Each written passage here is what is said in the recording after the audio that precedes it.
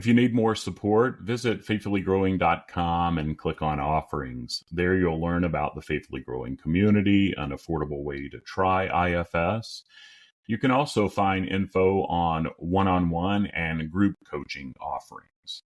And if you're interested in one-on-one coaching, I invite you to schedule a free consultation on my website. There's no obligation, and I'd love to meet you. Also, my goal is to make IFS accessible to everyone. If you can help out, I invite you to make a tax-deductible donation at faithfullygrowing.com/donate. Your support lets me offer more sliding scale slots and keep creating free content like this podcast.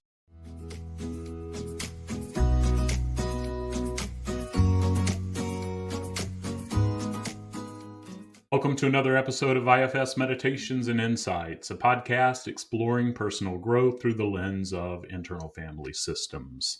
I'm Tim Fortescue, your guide on this journey, an IFS trained practitioner dedicated to nurturing spiritual wholeness and healing. In this compassionate space, we delve into self-discovery, uncovering inner wisdom. When we embrace all parts of ourselves with love, we can better receive divine love and extend it to others. My hope is that what I discuss here will illuminate your path, bringing you inner peace and a deeper connection to the sacred.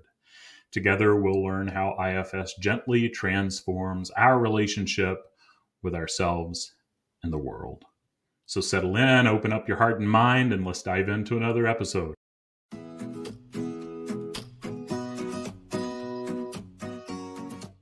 The inner world is complex with many parts that can be hard to follow, especially when several are active at once.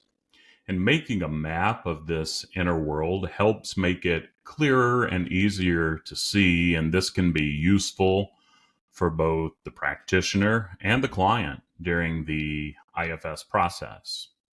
And I've found it helpful no matter who is doing the work, adults, kids, couples.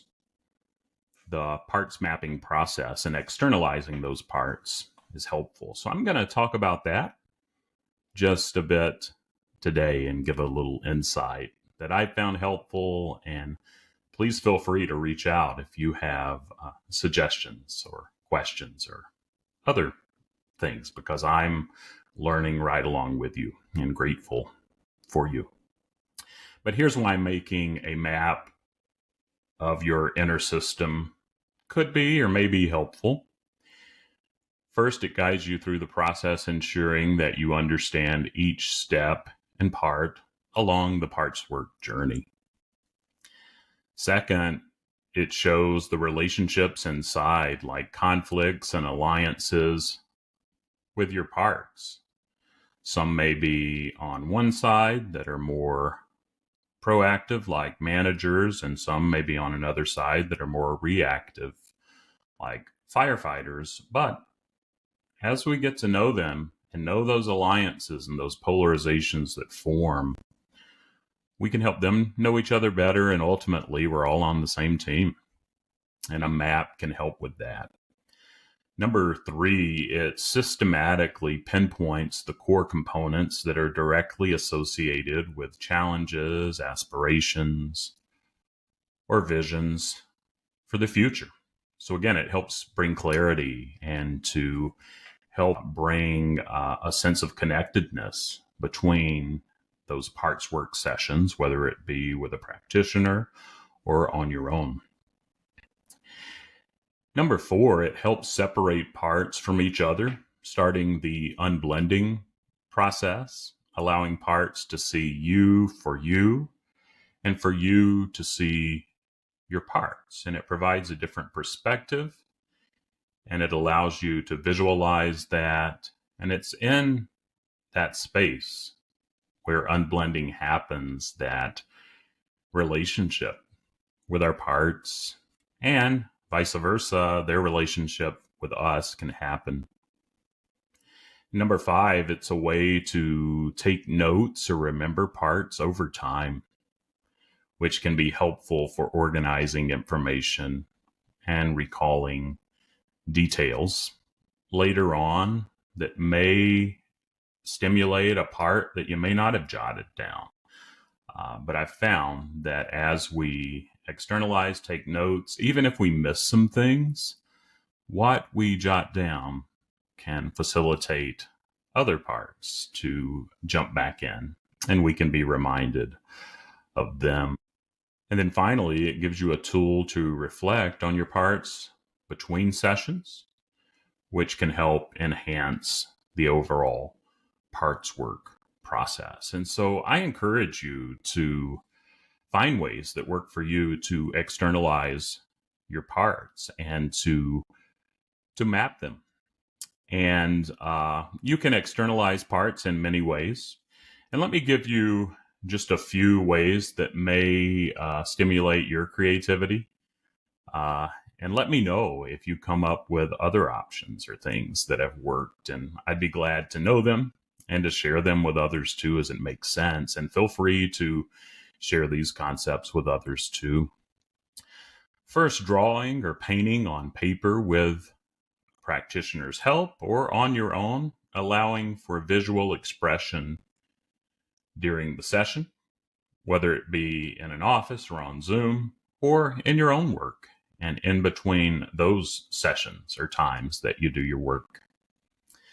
Number two, and this is helpful for me as a practitioner, the practitioner creating a map for notes or to show the client, aiding in understanding and visualization of concepts that are discussed. That is very helpful for me between session. And if you're a practitioner that is listening, first of all, I love to connect with other IFS practitioners, whether it be a coach or a therapist. Reach out. And I'd be glad to offer any insight that I have found and would be grateful to learn from you. Number three, sculpting parts by placing objects, cards, or people in a room, providing a tangible representation of inner dynamics. And maybe using dolls or puppets, scarves, or other items to explore emotions and relationships in a nonverbal way. Another way, I believe I'm on 4 here, clay for hands-on expression and creation in sessions can be helpful and in your parts work. And then fifth, sand tray for symbolic representation and exploration of subconscious thoughts and feelings. Sand trays can have multiple figures or objects that help you identify with your parts, and you can arrange them kind of like a little sandbox. If you're a practitioner, you're probably aware of this, but a little sandbox that you can have, and any object that relates to you and your system, you put it in there, and in a session, you're able to use it to externalize your parts and connect with them. And then I'll give you 2 more. The next one, a collage as a creative tool for assembling images and materials to convey personal narratives. And I've even had clients do this some online with Canva or other programs like that. And I've used it some myself, but it is a way to externalize those parts. And one thing is you can add more objects or cards that are unique to you, much like with a sand tray, but it's a little more contained and online. And then finally, IFS tools. Like I use, and many practitioners, an upside down triangle showing different parts.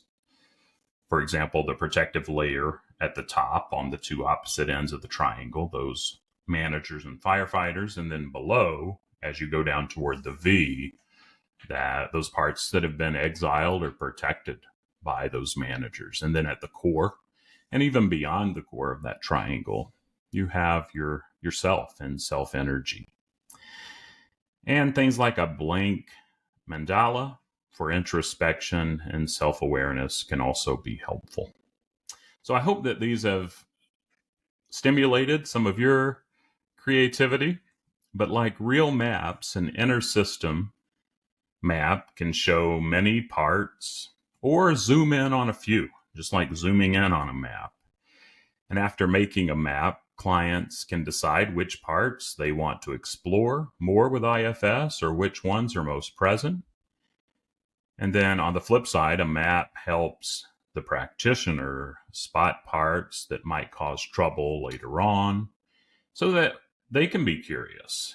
And maybe they're on the wrong track, but they can throw that out. And if there are parts that need attention after deeper work, you can focus on that, and that helps just make the healing process more valuable, and we get what we need. And so I encourage you to, spend some time mapping, externalizing those parts if you haven't already, or if it's been a while, or if you already do it, continue doing it. But parts mapping is a great tool, and I'm glad to assist if you have questions. So feel free to reach out.